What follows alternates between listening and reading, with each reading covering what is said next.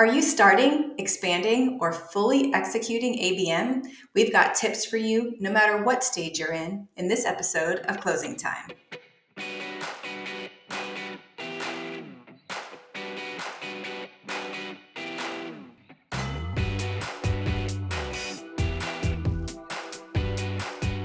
Thanks for tuning into Closing Time, the show for go-to-market leaders. I'm Val Riley. I head up content and digital marketing here at Insightly. Today I'm joined by Meredith Fuller. She is co-owner and head of demand strategy at Quarry. Welcome to the show, Meredith. Hi, Val. Thanks very much for having me. Let's jump right in. Meredith, ever since we've all started flipping our funnels and doing more spear fishing versus net fishing, account-based marketing has been all the rage. You recently moderated a panel discussion and you had marketers with varying degrees of sophistication with ABM. And so if you're just starting out with ABM, can you talk us through some of those early challenges? Yeah, I think there's a lot of things that marketers need to bear in mind when they're beginning their ABM journey. First is that it does take time and discipline to set up properly. And investing that time, although it might feel like you're going to be a little bit slower getting to market with ABM, is really critical because if you don't have those foundations set up properly, you will not achieve the success that ABM promises. And when I speak about foundations, I'm talking about, certainly philosophical alignment between marketing and sales, for example, as well as process alignment, as well as the technologies that you need to underpin ABM. Certainly, ABM isn't a technology, but there are certain MarTech platforms that really help support a strong go-to-market ABM program. So, spending the time to get the foundations right, I would say, is critical if you're really, starting into the ABM journey. I think that's a great point in terms of like expectation management, because like any initiative, it's going to take some time to start up and build momentum. And we have to make sure there's alignment between sales and marketing. Absolutely. To understand that, the steps that are going to be involved there for sure. Okay, so let's say you've got a couple of successful ABM campaigns under your belt and you've decided to expand. What are some of those challenges, or how do you prepare for that? Yeah, that's a great question. I think first and foremost, it's looking at what's worked in terms of what you've delivered so far from an ABM standpoint and building on that and letting go what hasn't. Again, anytime you're starting a new or working your way through a new go-to-market approach, there's going to be learnings and there's going to be testing and there's going to be trialing and there's things that you might, be really hopeful about that unfortunately don't deliver on expectations. So as you're expanding, it is important to, really evaluate what has been successful and not just from a market standpoint and engagement standpoint and trajectory along the buying journey with those target accounts, but even internally and operationally. I think the other thing when you're sort of in that mid stage is being very clear about where is it that you're trying to get to with your ABM program. Is it that you're looking to ultimately establish an ABM center of excellence that's really going to provide the guidance for all ABM across your organization, whether locally or globally? Is it about something that you want to be able to sort of wrap up really neatly and allow all your field marketers to deploy? So understanding what your end state goal is really will help you make sure that as you continue to build and progress your account-based marketing activities and structure and processes, et cetera, that you're doing so in a manner that really is aligned to where you're hoping to get ultimately at the end of the day.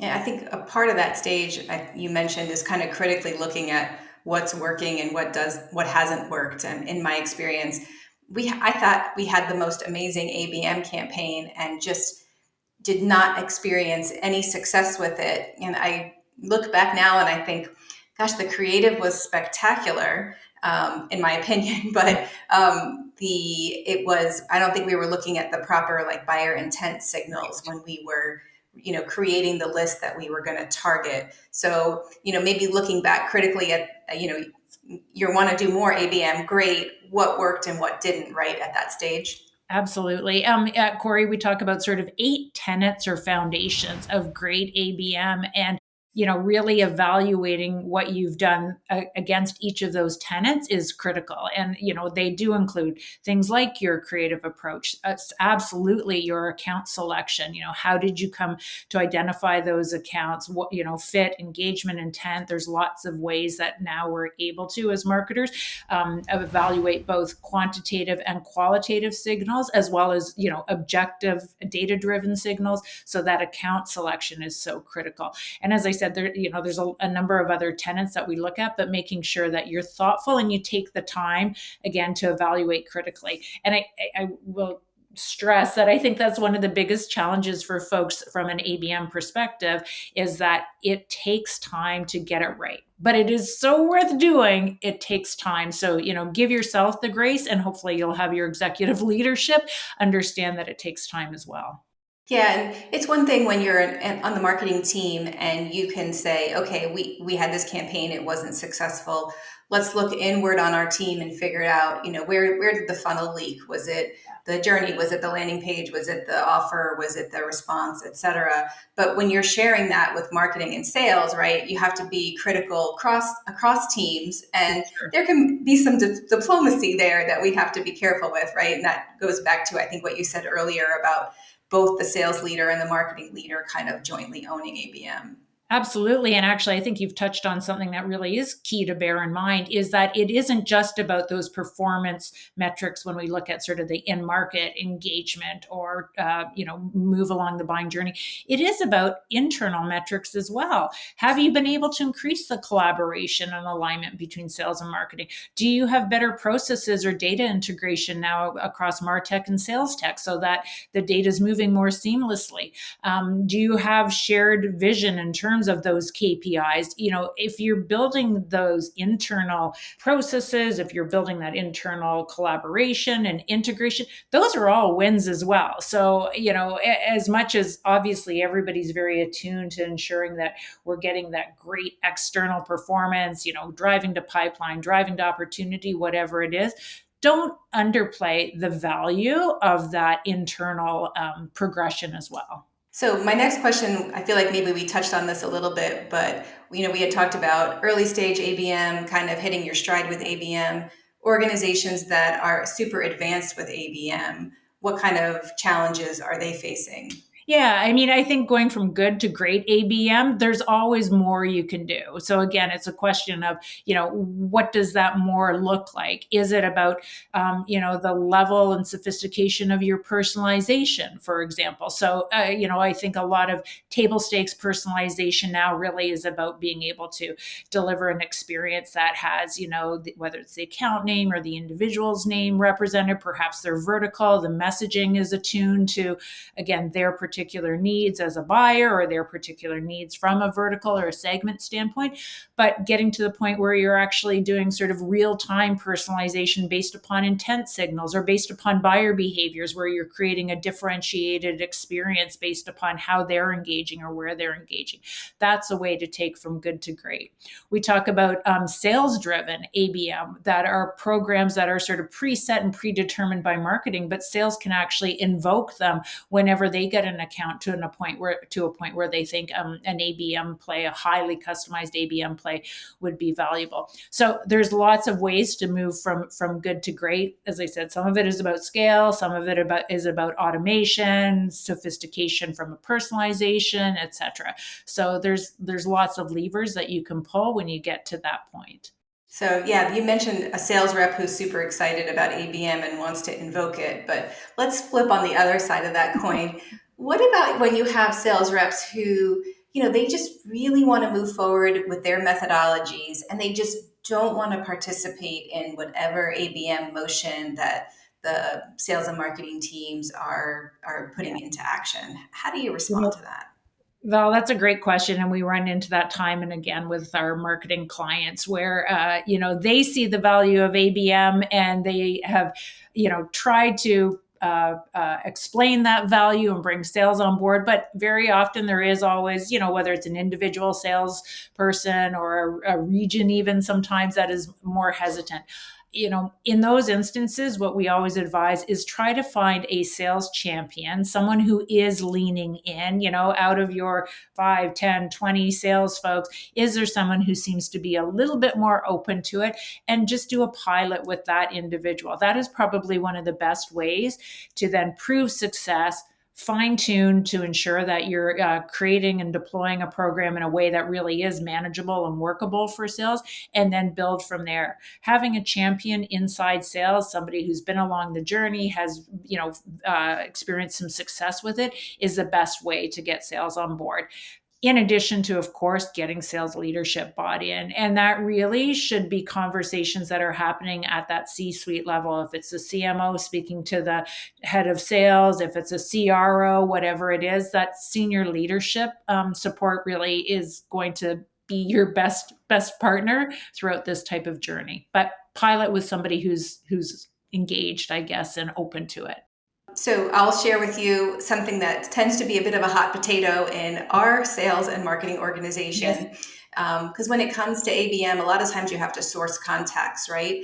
And that can be really time consuming. And sometimes reps just don't want to do that work. They're frustrated by the manual work involving contact sourcing. So, how do organizations typically solve for that in your experience?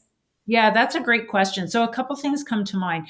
First and foremost is identifying and understanding the contacts you actually do already have. So, who are the contacts, whether it's in, the CRM, whether it's in your marketing automation platform, perhaps it's in, an Outlook Rolodex that the sales rep has. Once you have those accounts identified and you know the roles, those buying group roles, doing an assessment of all that coverage that you have is an important starting place. And that's one thing that regularly, from a Quarry perspective, we're always supporting clients on, is mapping the contacts that they do have. And then identifying what are the gaps. Are there key roles that you're missing at each of those targeted accounts that you really know you need to have backfilled before you can launch a successful ABM program?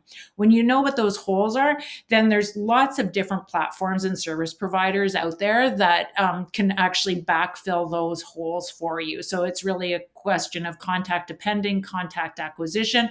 There is a cost to that, but I would say, the cost that you bear to, have or build out that buying group is really small compared to the benefit that you're going to get if you're actually able to reach all those buyers.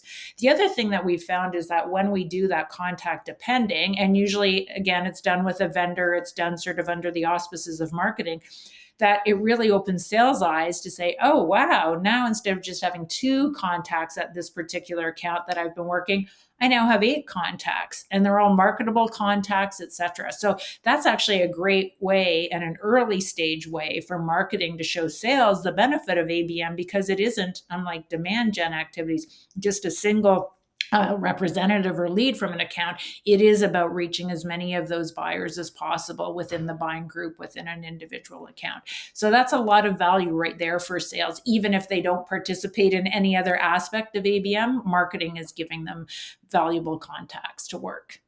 Yeah, I imagine if you were at an organization where, contacts were supplied to you and then you move to a different organization and you're expected to source your own contacts, that could be a pretty abrupt change. But, the other way, would probably seem like a holiday. So I guess it's a universal issue that, different organizations handle differently.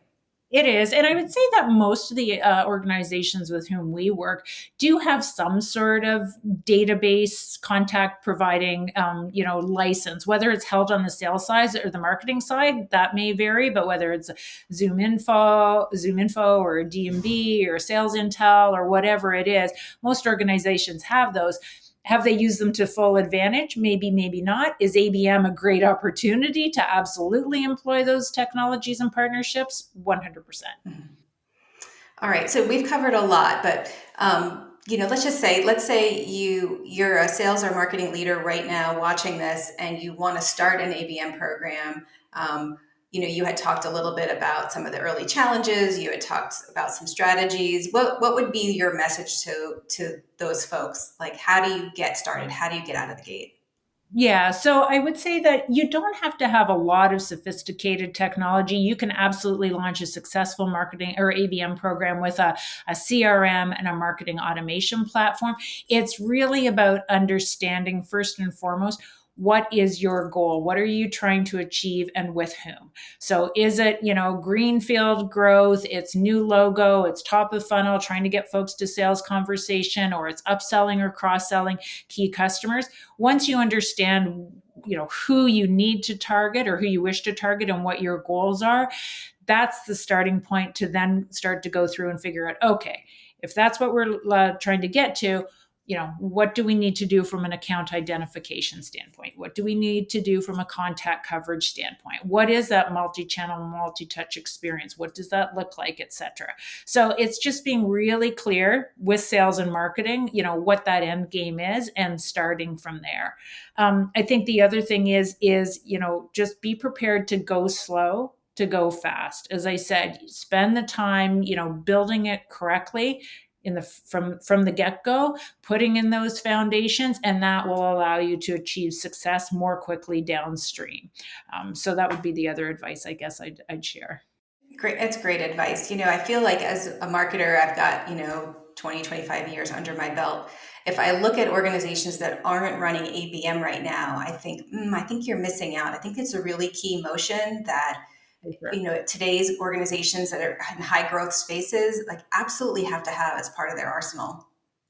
I completely agree. And, I certainly wouldn't say that it has to be all in, that you're all ABM and nothing else. There's absolutely still a place for, broader based demand generation, for brand awareness programs, all those sorts of things. I mean, if you think about that ABM pyramid with one to one at the top, one to few, one to many, that one to market is still a really important base or foundation for the pyramid. But, if you think about it, smart account targeted marketing, ABM, whatever you want to call it, ABX, ABS, it's about putting your chips where you think you're going to have the most return and the highest ROI. So that's just smart marketing overall. So I really do think that account targeted, account based is here for the long term. I don't think that's going to go away. I think that's just going to become a matter of course for B2B marketers. Well, this was a great conversation for me personally, and I hope for the folks out there. We're knee deep in an account-based marketing program here at Insightly, and so it's nice to hear other folks how they're, achieving great things and how they're struggling. So thank you so much for sharing some of your thoughts with us today. Oh, my pleasure, Val. Thanks very much for having me. All right. Thank you for joining us on this episode of Closing Time. Remember, you got to like the video, subscribe to the channel, and hit that bell for notifications so you don't miss an episode. We'll see you next week on Closing Time.